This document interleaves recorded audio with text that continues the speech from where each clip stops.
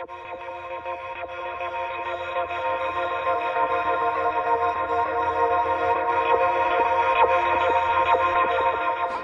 T-Bird fans, welcome back to another episode of T-Birds TV. Today we're going to take an inside look at the ice slab.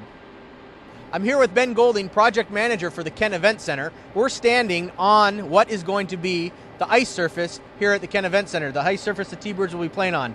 Ben, how was this slab first off created?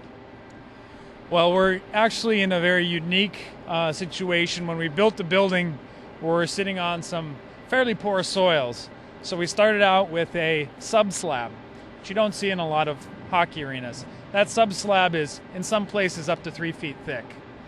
On top of that, we have a layer of sand, 10 inches of sand, and in that sand is some heat piping that helps keep permafrost from developing. If you get permafrost below a slab, it can result in some heaving of the slab and some cracking, and all that's detrimental to the ice. How long did it take to make the 200 by 85 foot slab? What was the time frame on that? It took 1 day to pour the concrete to make up the slab. We had to do it all at once to keep from creating any construction joints or control joints in the slab. So it's all one solid continuous pour. It took a full day. Started about 4 o'clock in the morning, finished up around midnight.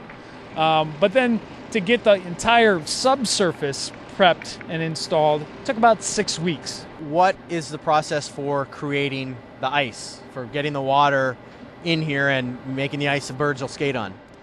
In the back of house, in the support area of the arena, we have a refrigeration room, which has a 250-ton chiller.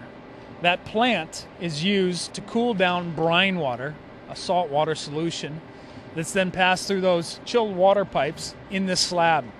You just gradually draw down the slab. So you bring it from its current temperature, room temperature, and you bring it down to a freezing temperature that then you can develop ice on. And then you build up ice one layer at a time. Below that slab, we have the heat piping I was talking about. The refrigeration system that you'll see in the back of house recovers some heat. In the process of cooling down the brine water, you generate a lot of heat. Some of that heat's recovered and is passed through the slab. That's a very efficient way of keeping that permafrost from developing. The refrigeration unit and the chiller and everything that goes into making the ice, is that typical in most ice rinks? Is that something that's unique to the Kent Event Center? Well, there's a couple of things that are unique about the Kent Event Center. One is that the system itself is triple redundant. So we can keep the ice cool with just one compressor, but we have 3.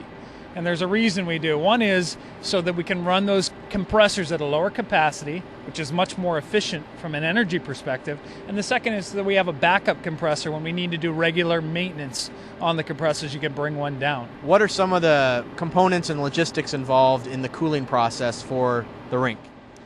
So there's a couple, again, unique aspects of the cooling system here, the refrigeration system. One is we use ammonia as our refrigerant, and that's environmentally a much more safe, environmentally friendly refrigerant than using, say, a Freon gas. The process of cooling the water, you essentially compress your ammonia gas into a liquid that's passed through a chiller, and in the chiller that cooling capacity is transferred to the brine. So you take out the heat out of the brine, you cool the water down, and you then transfer that water into the slab to cool the slab down. Okay. Well, T-Bird fans, we hope you enjoyed that inside look at what it takes to create the ice here at the Kent Event Center. A special thank you to Ben Golding with Mortensen, and we'll see you next week.